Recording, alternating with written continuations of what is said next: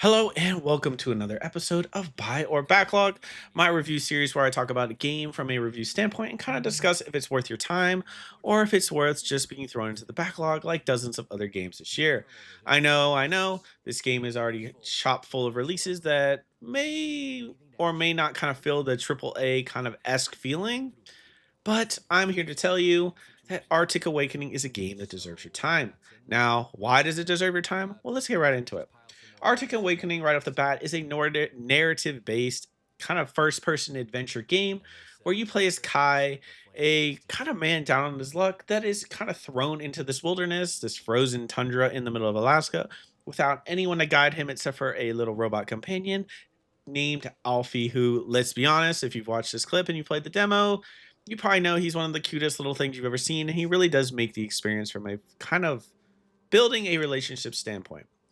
But without spoiling too much, the story of Arctic Awakening is essentially you as Kai.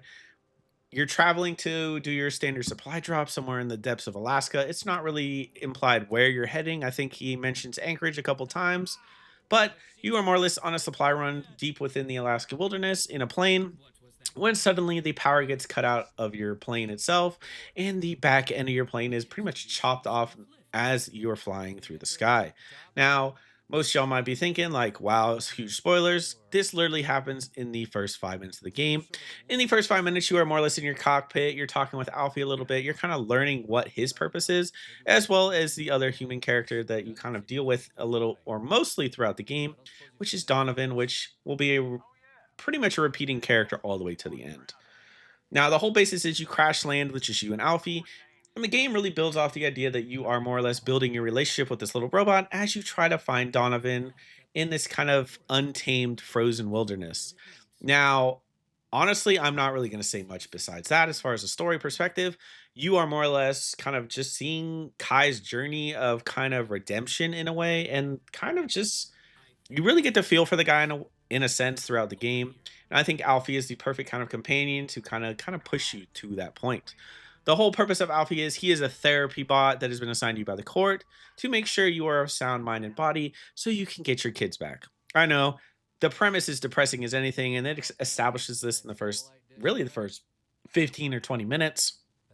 So, like I said, no spoilers. But from that point on, the game has you trekking all over this frozen wilderness and kind of learning about the secrets that lie in the woods. And honestly, from that perspective, the story perspective, I don't want to give any spoilers. Just know that the story at about 10 to 12 hours to complete is chock full of things that are going to make you feel as if you really are experiencing Kai's kind of moral dilemmas and kind of his issues from your own perspective. And it can be a very kind of Firewatch esque feeling experience in that by the end you really do get the choice to either feel as great as you want or you can be as bad as you want. And it really feeds in the idea with Alfie that you can treat him as great as you want to. You can kind of be standoffish with him. You can kind of treat him like a therapist. And I think the game really does build off that idea that Alfie is really here to not only help you discover yourself when you're playing as Kai, but to kind of help you survive in this kind of journey and see how you come out of it on top. Now, from a world perspective, I will say the frozen tundra that you're thrown into and this endless forest and these endless kind of I don't even want to spoil it, kind of like back end feeling of the world itself is really solid. And I do think the developers did a really good job at kind of building a place that both feels alive and feels dreadfully quiet at the same time. A lot of people compared this game to Firewatch meets The Long Dark, and I have to admit that is probably the most perfect comparison I can make. The world itself really is just kind of your playground for the most part. You can interact with all kinds of things, like pretty much everything can be touched and picked up. And when we get to the gameplay aspects, we'll kind of talk about how that ties into it. But from a world perspective, I was pleasantly surprised my entire playthrough, just how much of a varied level of scenery and things you do actually see. Now, most of y'all might be thinking that, hey, well, this game's set in the woods. Like, what are you really going to see? Well, hey, that's the spoiler aspect. I'm not going to tell you. Just know if you played the demo, of course, you probably know what I'm talking about. But going into this completely blind, as some of you might be, there's tons of things to see. And there's a lot of hidden things that are just out of you that really start to make sense once you make your way deeper into the game. Now, from a story perspective, it is kind of a standard survival game. I will say it's definitely light on the survival elements. I mean, The Long Dark is kind of way more hardcore than this. I would not even par keep it in the same kind of league as Long Dark as far as a gameplay perspective, but the story and the world definitely feel like that. Mixed with kind of the narrative elements and the things that made Firewatch so great into a package that feels pretty solid. Gameplay will have you doing things such as gathering wood. I mean, it kind of does feel like survival, but it's kind of very base. Like, there's not really much danger, quote unquote, I should say. Not saying spoilers again, but of course, you're kind of just more or less kind of surviving in a way that kind of pushes the narrative forward as opposed to actually surviving like life or death, so to say. So most of your gameplay is honestly going to be just you and Alfie talking and kind of making your way through these woods as you try to find Donovan and you kind of uncover the secrets that are kind of buried deep in the woods. You have basic gameplay aspects such as the ability to eat and drink because you have a food bar and a drinking bar. You have this thing that called your sanity bar, which ties into just kind of how Kai is feeling. Like, say you're running around a lot and not really getting anywhere, your sanity will kind of slowly decline, and your character's vision will become a little blurry. So it kind of adds cool aspects like that. They really do make this not so much feel like just a narrative adventure, but it really does build off the idea that you are stuck out here in the middle of this wilderness and you are trying to survive.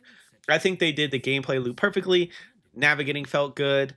Eating and finding food and all that kind of stuff felt easy enough. Like, you're not going to be struggling. The whole sanity system felt cool and it felt appropriate because, I mean, hey, you're a man stuck in the middle of the woods with nothing to really connect you to the outside world. But most of your time, you're just going to be talking with Alfie. Like I said, choosing if you want to be kind to him or mean to him. And you're more or less just going to be navigating around, kind of having conversations with him, kind of having conversations with yourself, almost as Kai kind of tries to grip with the idea that, maybe he's not getting out of this place. So, from a gameplay perspective, it's relatively simple. If you enjoyed Firewatch or any kind of first person narrative driven game where you're picking up things constantly and kind of adjusting them accordingly and paying attention to minute details in the dialogue, you're going to be right at home here. It is a 10 out of 10 as far as the actual experience, and about an 8.5 out of 10 total for the total package of the game itself. But I mean, really, I think a lot of people are going to be drawn to this game because it feels so much like Firewatch. Firewatch is one of my favorite narrative driven games of the past 10 years, or maybe it released more than 10 years ago at this point. All I know is, damn, I'm getting old. But regardless, I think fans of narrative, first person kind of adventure games and more story focused things will feel right at home here. And will inevitably probably chalk this up as one of the better narrative driven games released in the past decade. Arctic Awakening is a great time, and at its current price point, which I actually can't see when I look at Steam, which is kind of surprising, this game is a total recommend on my part. It is a solid 8 out of 10. 8.5 out of 10 is what my official score was on Gamer Social Club, if you want to read my full review without me blurbing all over myself. And yeah, that's all I have. Arctic Awakening was a good time. I was really proud to be able to actually get my hands on it early, and I really hope y'all enjoyed this review. The game is a great time, and I think fans of Firewatch and any games that are narrative driven will feel right at home in the icy streets of Alaska. Now, as always, I hope y'all have a good rest of your day, a good rest of your month, and a good rest of your year, and I will see you on the next video.